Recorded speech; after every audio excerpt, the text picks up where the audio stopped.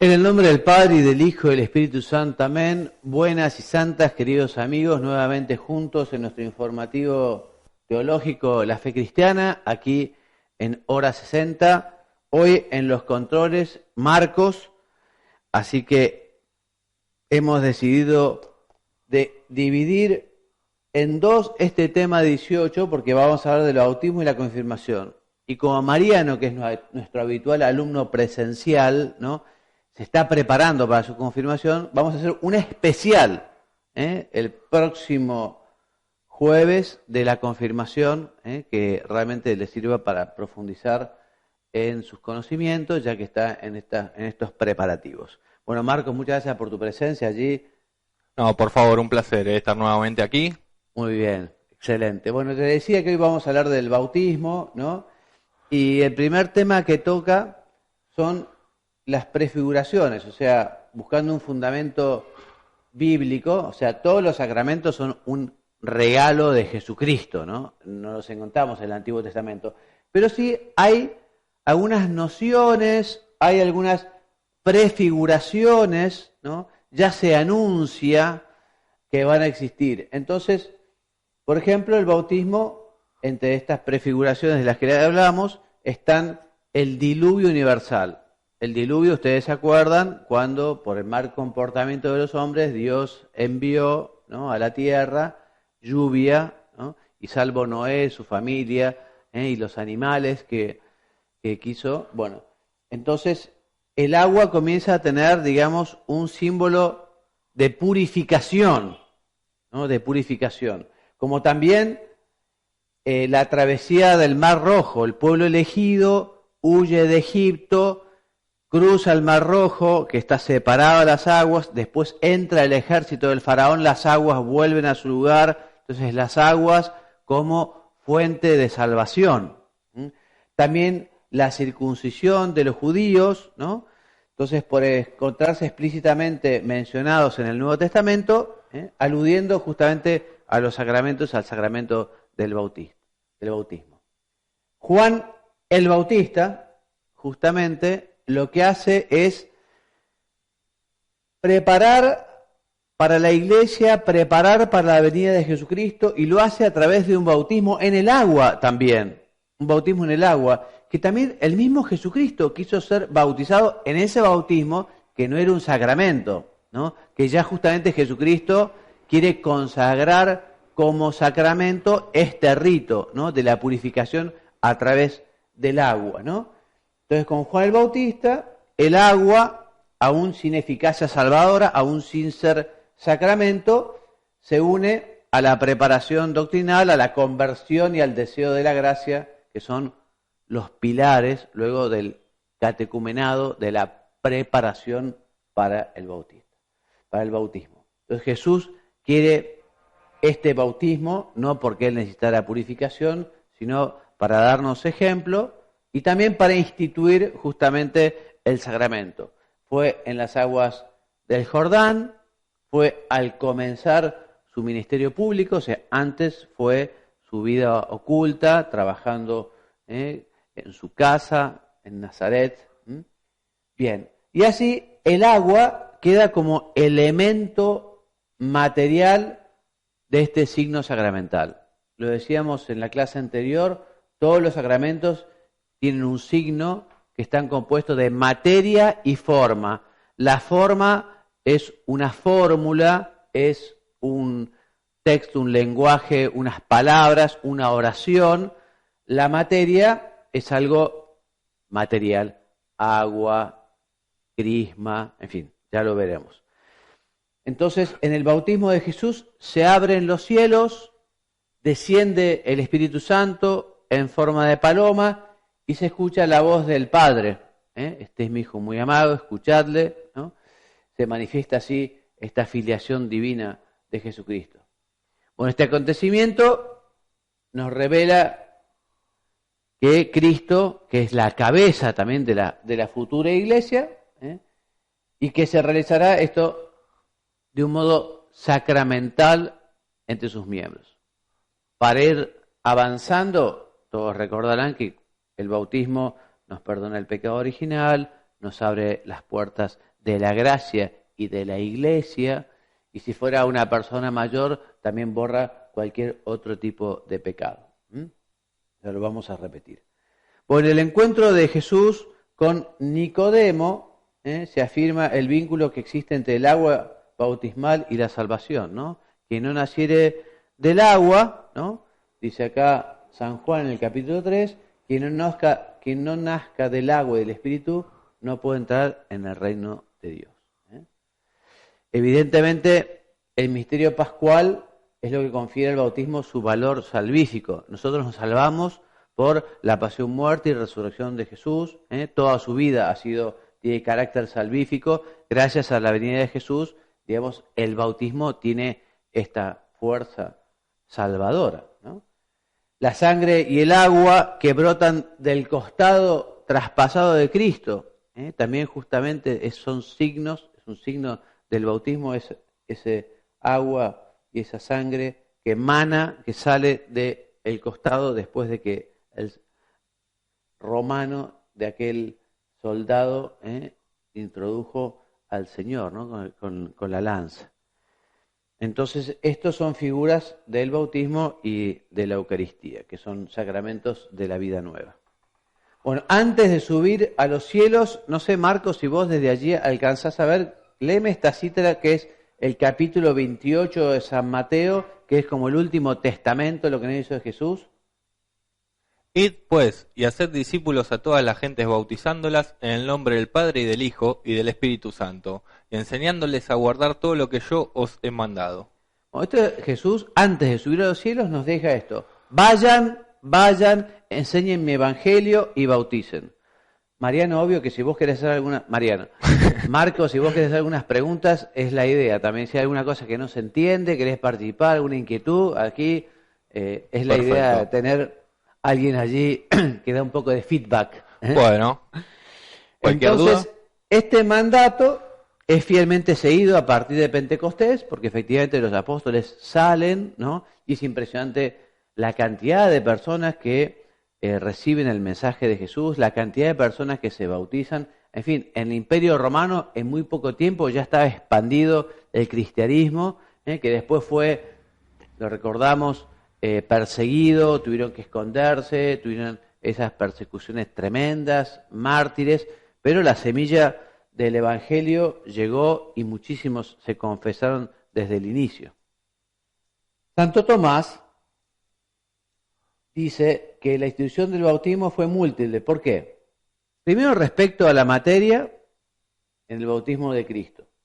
También por su necesidad afirmada, como lo leímos hace un ratito, ¿se acuerdan? ¿No? La necesidad de recibir el bautismo para la salvación. Por otro lado, Jesús también comenzó cuando envió a sus discípulos a predicar y a bautizar. Lo leímos recién, Mateo capítulo 28, lo que nos leyó Marcos recién, ¿no? Y respecto de su eficacia, esa eficacia, lo dijimos también, proviene de la pasión. El bautismo y los sacramentos tienen esta fuerza recibidas de la pasión. Y su difusión fue impuesta, ¿no? En Mateo, como decíamos recién, 28. Vayan, prediquen y bauticen. Bueno, respecto de la justificación y los efectos del bautismo, ¿no? Marcos, léeme de la carta a los Romanos, capítulo 6, versículos 3 y 4, estos dos textos, por favor.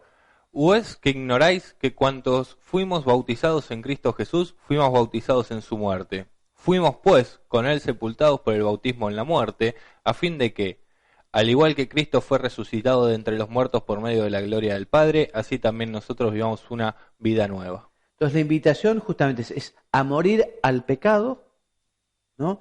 Para resucitar con Cristo. Y el bautismo, especialmente el bautismo de inmersión, cuando a la persona la meten dentro de una pileta, ¿no? Entonces es como ser sepultado al pecado para resucitar en Cristo. El bautismo que reproduce en el fiel el paso de Jesucristo por la tierra y su acción salvadora otorga al cristiano la justificación, la salvación, la invitación justamente a poder alcanzar la bienaventuranza eterna.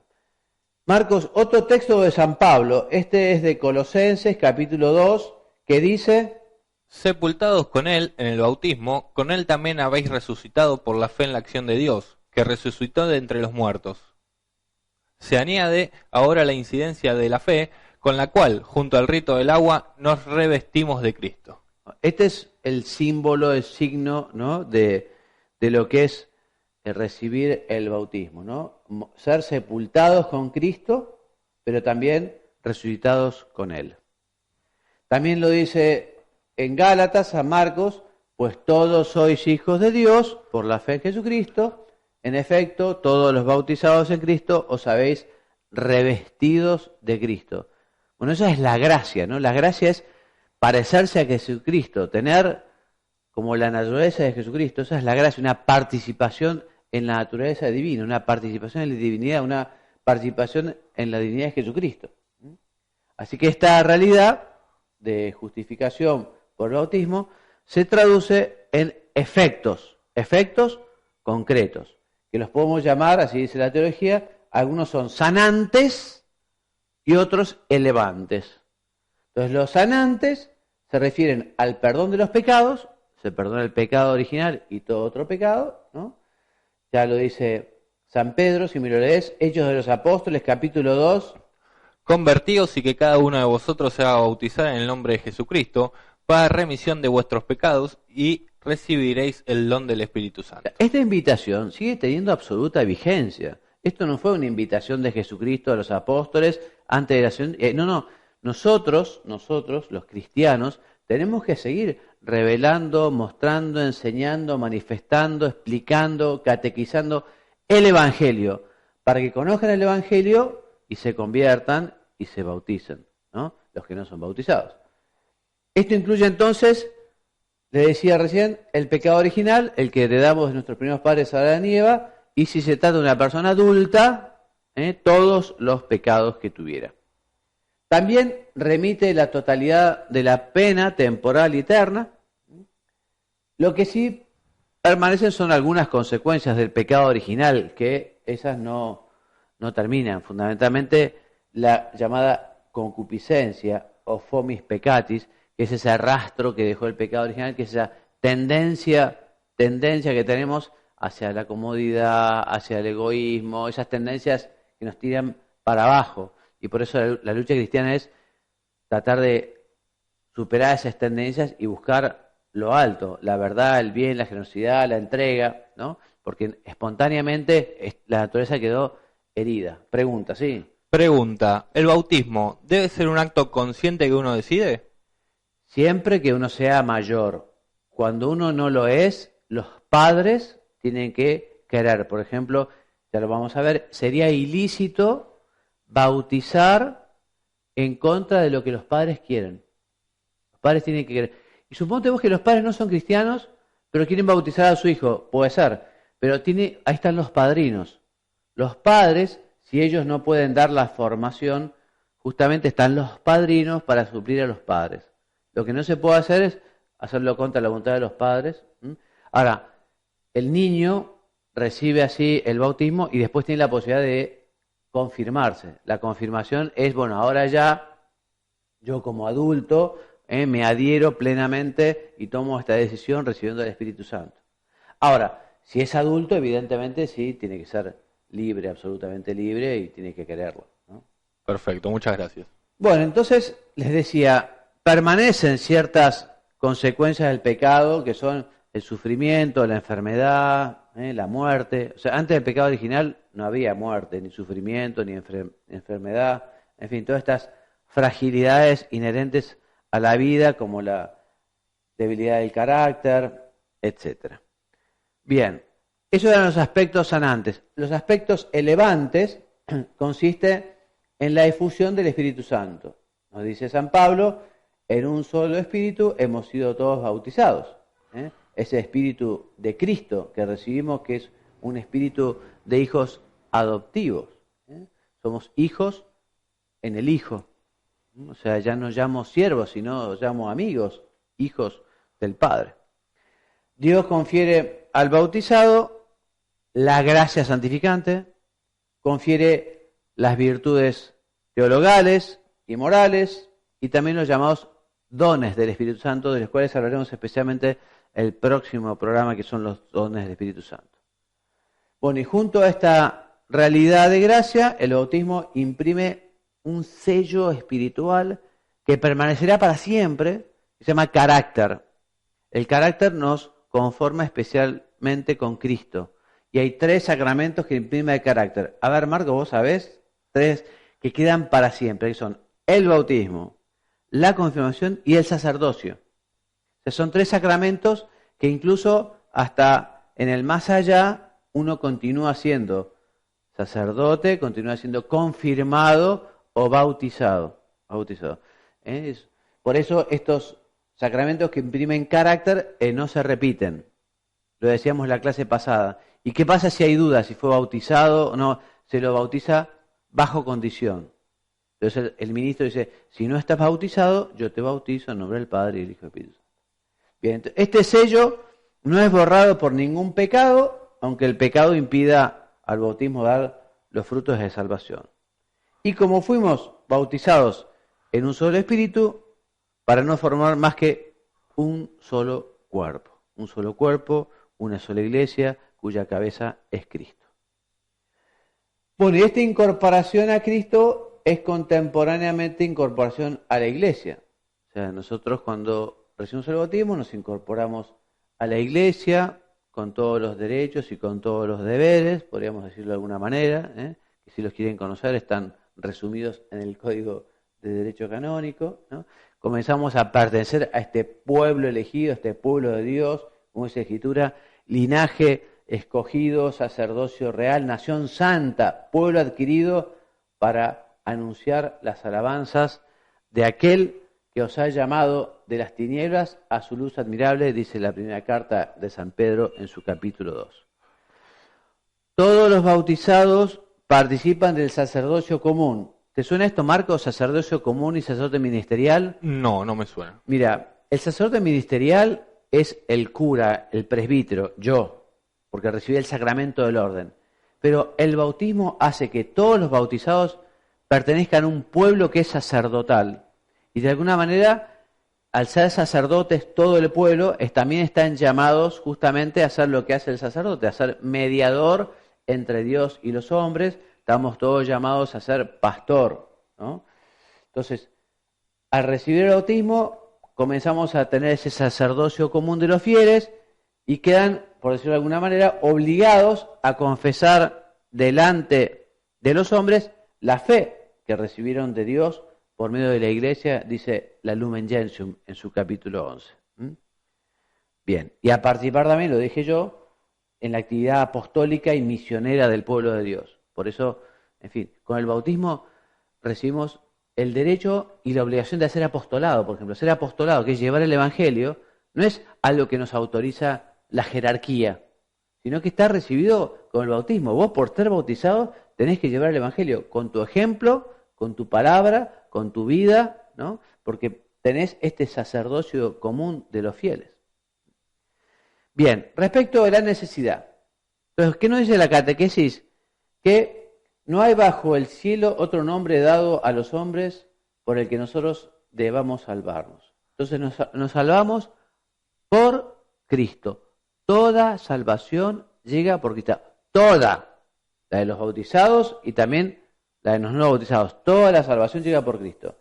Y puesto que ser bautizados en Cristo equivale a estar revestido de Cristo, a parecerse a Cristo, a configurarse con Cristo, deben entenderse en toda su fuerza aquellas palabras de Jesús.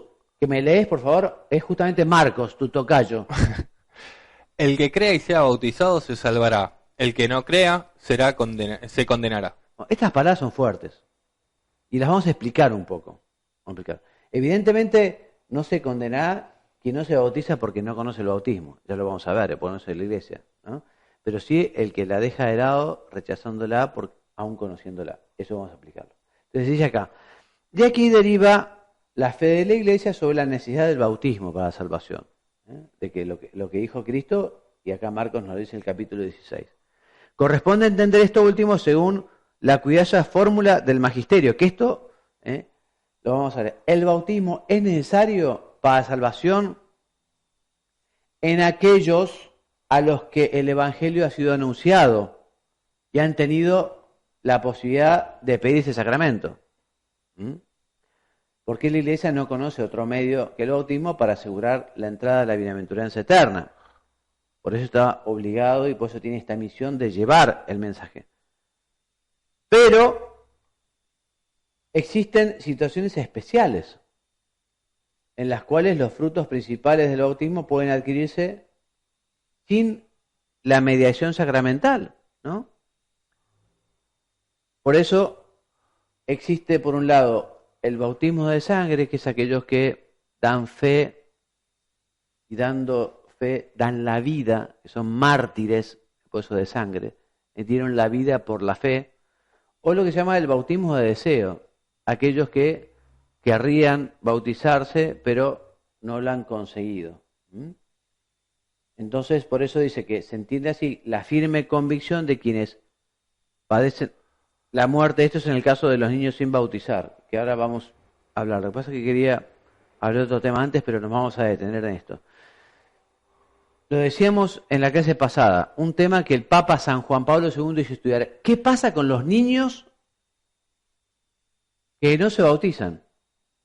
Entonces, justamente como venía desde San Agustín para acá esta idea de que sin bautismo no hay salvación, hubo una teoría teológica que ahora ha dejado de lado, que es la existencia del limbo, un lugar donde se es feliz, pero de un modo natural, no sobrenatural, porque no conoce a Dios. Entonces se decía que los niños muertos sin bautismo, como no tienen la gracia, no han sido elevados a la gracia, irían a este lugar, el limbo, donde hay una felicidad natural, pero no irían al cielo. Entonces, San Juan Pablo II hizo estudiar a la Congregación de la Fe, cuya cabeza era el Ratzinger, que después fue Papa Benedicto XVI, que estudian en la Sagrada Escritura, en los padres de la Iglesia, en la tradición litúrgica, bueno, este tema. Entonces, ya la Iglesia nos había dicho que todo hombre que ignorando el Evangelio de Cristo y su Iglesia busca la verdad y hace la voluntad de Dios, va a ir al cielo. Se va a ir al cielo. Si no ha tenido posibilidad de conocer la verdad, la Iglesia, pero es coherente con su conciencia, busca la verdad y trata de hacer el bien, ¿no? Además, esas personas se supone que en esa búsqueda del bien y de la verdad, si hubiera conocido a Cristo, si hubiera conocido a la Iglesia, seguramente se hubiera querido bautizar, pero no. Entonces, los niños muertos sin bautismo, el documento que se llama Declaración de la Comisión Teológica Internacional, que es del año 2007, ya tiene 10 años, se llama La esperanza de salvación para los niños que mueren sin bautismo. Es un documento de unas 30-40 páginas, si mal no recuerdo, ¿no? Que expresa justamente que esta teoría del limbo, ¿no?, carece de fundamento bíblico y que no explica la cuestión de una manera adecuada. Y también manifiesta este documento, aquí tenemos una página, la esperanza de que justamente por los méritos de Cristo Salvador, por el amor que tenía Jesús a los niños, ¿no? Entonces estos que mueren sin bautismo alcanzarían la visión de Dios y serían partícipes de la comunión de los santos. Es algo que la Iglesia tiene la esperanza, pero saber, a ciencia cierta, digamos, no se sabe. Pero todo apuntaría o daría a entender esto, y más después de este estudio. Bueno, respecto de la celebración litúrgica del bautismo, ¿no? Y vamos a ir medio rápido, porque ya se nos está haciendo la hora. Entonces, como todo rito tiene diversas partes, y como todo rito comienza con los ritos de iniciación o de acogida, donde se recibe justamente a los que se bautizan, a los niños. Y bueno, este rito de iniciación intenta discernir la voluntad de los candidatos y de sus padres para recibir el bautismo. De hecho, el celebrante dice, bueno, hemos venido acá a la iglesia, a la parroquia, ¿y ustedes a qué han venido? Y los padres responden, a pedir el bautismo para nuestros hijos. O si fueran mayores, hemos venido a la parroquia o a la iglesia para pedir el bautismo, ¿no? Entonces, a este rito de acogida siguen unas lecturas bíblicas, la homilía, que evidentemente explicará lo que es el sacramento del bautismo. Se intercede a los santos y se lee la lista de los santos, y habitualmente se agrega también los nombres de los que se bautizan, si es que efectivamente tiene un santo. Luego viene una oración de exorcismo y la unción con el óleo de los catecúmenos, que significa la protección divina contra las insidias del maligno, ¿no? Luego se bendice el agua puede estar bendecida, si no se bendice en ese momento. El agua bendita, sobre todo, es la que se bendice el día Jueves Santo. En la Semana Santa hay todo un rito y es el día especial, digamos, para los bautismos, ¿no? En fin, entonces si el agua no está bendecida, se bendice, una oración preciosa. Luego, la fe y la conversión se hacen presentes mediante la profesión trinitaria, o sea, se da fe de que Dios es Dios, uno y trino. Se renuncia a Satanás y al pecado. Hay varias fórmulas distintas. Renunciáis al pecado.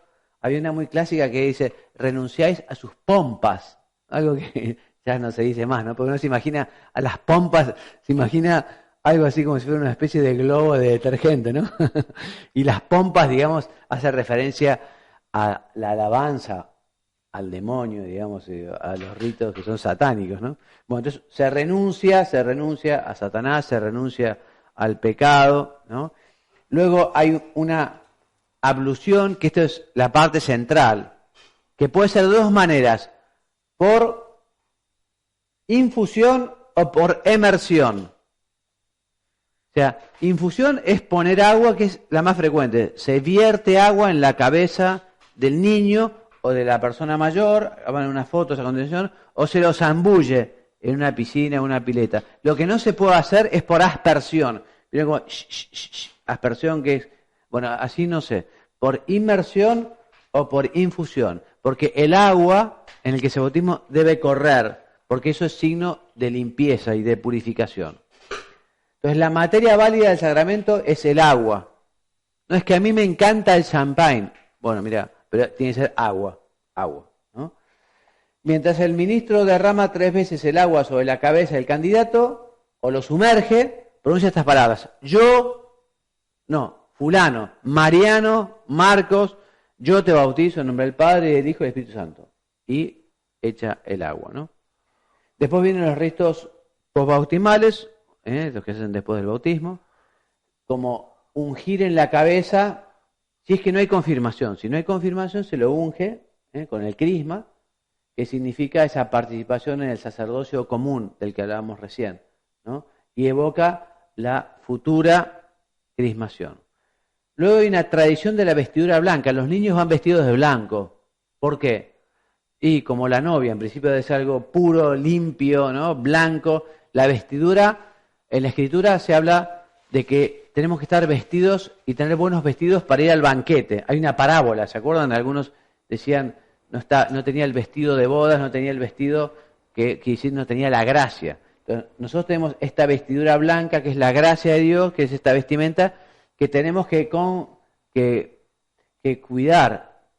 Llegó Mariano, te saludo, Mariano, y te pregunto a vos, Marcos o Mariano, ¿y qué pasa cuando el vestido purificado y blanco y limpio se mancha? ¿Qué otro sacramento tiene la Iglesia para la purificación, además del bautismo? Otro sacramento, que es el sacramento de la confesión, penitencia. Están muy lentos ustedes, El sacramento de la confesión, la penitencia, perdona los pecados y limpia justamente esa vestidura que se manchó. Bien, entonces también en el rito se prende una vela que del cirio pascual. Ubican el cirio es una vela enorme que se prendió con el fuego santo el día sábado por la noche en la vigilia pascual. Siempre se pone en los bautizos o bautismos. Entonces, el padrino suele traer una velita que se prende. Bueno, el cirio representa a Cristo. Y el sacerdote dice, a ustedes, padres y padrinos, se les encomienda que esta llama que ilumina la gracia crezca y llegue a otras personas. Bueno, luego hay un rito del éfeta, que es justamente, recuerda al Evangelio como Dios sacó, como Jesús sacó un demonio que a una persona lo tenía sordo y mudo, ¿no? Entonces así significa la actitud de escucha y proclamación de la palabra de Dios. Y finalmente, si el bautismo fue dentro de la misa, se reza el Padre Nuestro, junto al altar, todos junto al altar. Bueno, respecto del ministro, el ministro ordinario es obispo o presbítero, y acá en la Iglesia Latina, el diácono.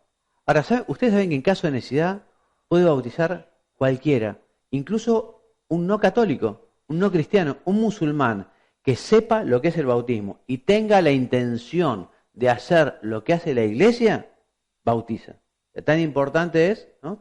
Y solo eso, derramando agua, y diciendo esas palabras: yo te bautizo en nombre del Padre, y del Hijo y del Espíritu Santo.